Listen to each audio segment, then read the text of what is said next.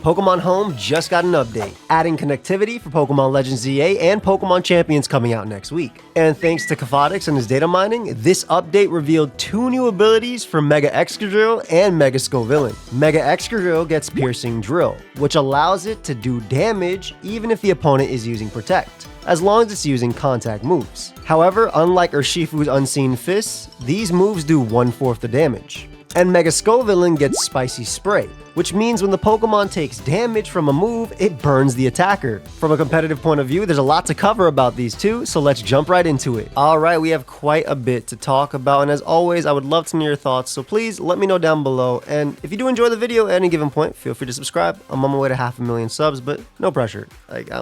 Do whatever you want. At the end of the day, we're here to talk about Pokemon, and that's what I enjoy, so let's get right into it. So, Mega Excadrill has the new ability Piercing Drill, as I said in the intro, which makes contact moves break through Protect, but they do 1/4 of the damage. This is basically the exact same thing as Z moves. If you guys played Generation 7, Z moves could go through Protect, but they only did 1/4 of the damage, balancing out their high base power and also making them more unique than regular moves. Now, we do currently have a Pokemon called Urshifu with Unseen Fist, and this Pokemon can go through Protect at full power with all of its moves. So before we even talk about Excadrill, I just want to say maybe this is a hint that Unseen Fist will get nerfed, because both Urshifu Single and Urshifu Rapid Strike are extremely oppressive due to their high base power moves that go through Protect. I know a lot of VGC players would really love for them to get nerfed, and I think this is a pretty good nerf. So you let me know your thoughts on that. That's more speculation based on this. So just to give you an idea of how much its attacks would do, I decided to put Earthquake here. Earthquake is not a contact move. High Horsepower is the contact moves, and High Horsepower would be 23.75 base power, 1/4. I just decided to put this so I could be 25, even though Pokemon rounds down, so that'd be 23. Anyway, this is Mega Excadrill going for Earthquake into Raging Bolt, and its Earthquake is going for 28 to 34%. I mean, that means you get a free hit on Protects, and I think this is really interesting because obviously you'll be able to get off strong damage on Pokemon like High Horsepower Iron Head, just a little bit of chip that might actually let you KO it later, but some other really unique stuff that is very particular towards Battle Stadium Singles and maybe VGC is that you might end up running an Excadrill set like this. Just max speed, High Horsepower Iron Head, right? Because you get your Piercing Drill, and then you know they're going to go for Protect. Horn Drill is a contact move, right? Now you only have a 30% chance to land it, but instead of attacking into it and doing, you might be able to OHKO a Pokemon like Corviknight, or, well, Corviknight wouldn't really go for Protect unless you're partnered next to, something that actually threatens it, electric type, fire type, a Rotom, whatever. But this could be pretty crazy, allowing Horn Drill to go through Protect as well. In terms of from a singles perspective, I think some interesting things would be that you could Rapid Spin on Protect Alomola, even if you're burnt. You can even get some damage off on Pokemon like Gliscor as well, trying to recover on you with Protect Poison Heal turns. So I think it's a pretty cool ability for the Mega Excadrill. I don't think it's anything broken. I think the good thing about Mega Excadrill is that you can be Mold Breaker or Sand Rush prior, or even Sand Force, but the other two are, better.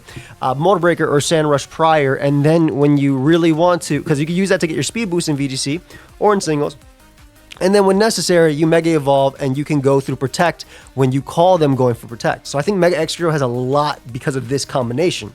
Now, one thing I want to note that Kafadix said was that there are at least 4 more abilities in the data mine that are not currently in Pokemon Home 4.0.0, hinting that not all Megas will be initially supported, which means that we might not get everything at once, but I'm fairly confident that we're going to get another home update probably next week, probably closer to Champions, but, obviously take that with a grain of salt. How do you think about that? The fact that we only have the 4 new abilities so far when these Pokemon come in, which are Piercing Drill, Dragon Eyes, obviously, Mega Soul, and Spicy Spray. I, for one, was really excited about Home Update because I want to see Mega Scovillain's, ability, whether it be Speed Boost or something from there. So, I think that while Mega Excadrill obviously has a really cool place with this, and Horn Drill is definitely gimmicky here. You can run Swords Dance. I just think Swords Dance actually has a huge place as well, both on this as well as Rock Slide as well for your Sand Rush prior. I I do think Horn Drill actually has a place, and it is a very, very scary one. But having to use contact moves is interesting, right? You can use Earthquake, but Earthquake won't be able to go through. It's only the contact moves that does that. Now, Scovillain has Spicy Spray as its ability, which means whenever you touch this Pokemon, you get burnt. Now, I'm going to go to a VGC perspective right now. First off, it gets Rage Powder, meaning I can force you to touch me. All right, and we've already seen how many Rage Powder Pokemon that have worked despite their typings. I said despite their typings, like their typings are bad. I think Brute Bonnet has worse typing or worse weaknesses than Amoonguss in terms of like very common stuff like fighting and fire. Obviously, this one already has fire too, but fighting is the big one, and fairy. But these are both Rage Powder Mons, and they still worked really well. We saw Brute Bonnet and Amoonguss obviously throughout all of VGC. But Rage Powder is really crazy because if you end up going for a physical Mon, I can completely mess you up. But even if you're a special Mon, going for a weaker move or even like an electric type attack into, again, the water partner next to me. Maybe it is an Urshifu when I go for Rage Powder. So now you're targeting me with your Thunderbolt from your Raging Bolt. Obviously, these are Pokemon that might not even ever interact together, or they may end up doing that. But I think that the Rage Powder plus every single attack being a burn is really crazy, specifically because of this combo. And at least from a singles perspective, Grass Fire is definitely not terrible typing. The only other Grass Fire we have is actually banned, and that is Ogerpon Hearthflame, which you guys also use as a follow me Pokemon when it comes to VGC. But I'm imagining in singles, bringing this thing in on a U-turn from a Pokemon like Landorus or a knockoff from Great Tusk, just being able to come in and burn and just completely stop this threat from being a threat. Or a Dragonite's Dragon Dance Extreme Speed or an Ice Spin or anything like that. Moves that are not going to necessarily knock you out. Now, obviously, your base 65 speed isn't, or excuse me, base 65 HP plus 85 bulk isn't the best. Quillfish has those stats as well, at least on the Fizz Def. But of course, Quillfish has the benefit of both Intimidate, and Hisuian Quillfish can run Eviolite, so there's a lot to actually add to that bulk. But its stats overall aren't terrible, and I think running a bulkier spread isn't going to be bad. I think the big miss on this Pokemon is that it currently doesn't have Synthesis or any sort of recovery, no Morning Sun, no Synthesis. Now, that could change, obviously, with Pokemon Champions. We don't know. It comes out next week. And if it does end up getting that, I think you could do a lot with that, because being able to always burn, especially bring this thing in, and I can imagine myself pairing it with Wish Passers like Alamola. Again, I'm talking from a singles perspective right now. Alamola, Wish Passing it, and getting the homie back while also burning setup threats. I can see this Pokemon doing a lot, because these stats aren't the greatest defensively, but like this isn't terrible. It should be prior bold instead of that. If I want to go for things like Giga Drain for recovery. I think the other thing that's really interesting, and this is more a Battle Stadium singles and more of a VGC, is that prior to Mega Evolution, you can run Moody. So, as a Scovillain, right? As a Scovillain, obviously Moody isn't as broken as it used to be. And Protect, obviously, is also limited to 8. But as a Scovillain, you could Sub-Protect, Giga Drain, and then Flamethrower, and get your Moody boosts. And then when they break your sub and do damage to you, eventually you're going to get stronger, right? So let's look at base Scovillain for a second. See if we compare regular Scovillain to this Scovillain. Obviously, it got higher special attack and more defense, but just being able, once you get these boosts, to be able to Mega Evolve. And there's a lot that needs to happen for you, but being able to Mega Evolve and actually get bulkier and harder to take down, you have recovery in Giga Drain, and you have your Flamethrower, which is strong. Now, there are a lot of resistances to this Pokemon. Zardwai is a big one that comes to mind, and it's doing a lot of damage to you with its fire move, or even a flying move if it decides to.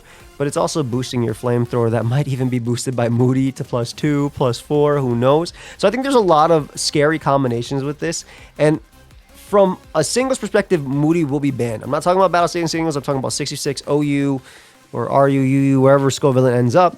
It will be banned, but I still think there's a lot that you can do with a Pokemon that can easily come in on like bulky waters, burn them, and then just kind of get off strong attacks.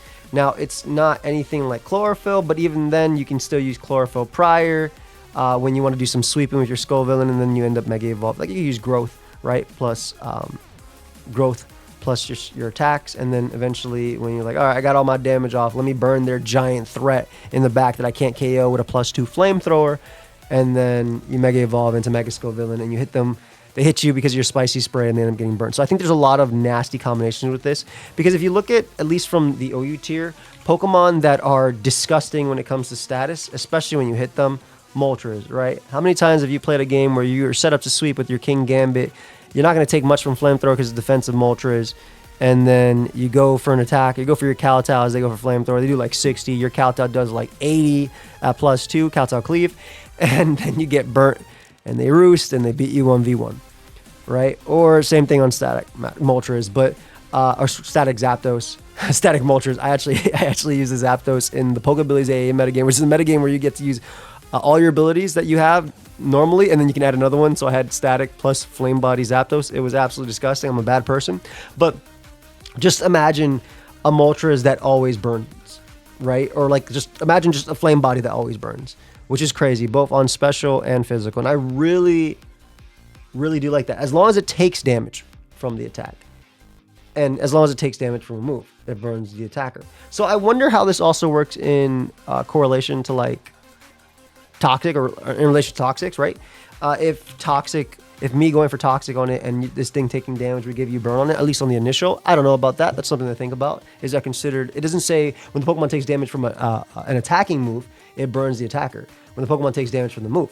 So, I don't know. Let me know your guys' thoughts, though. I thought this was pretty interesting. Obviously, I'll talk about more new information we get as we continue to get information. And yeah, like I said, feel free to subscribe if you want. And I'll see you guys tomorrow with a new video. That's it. Peace.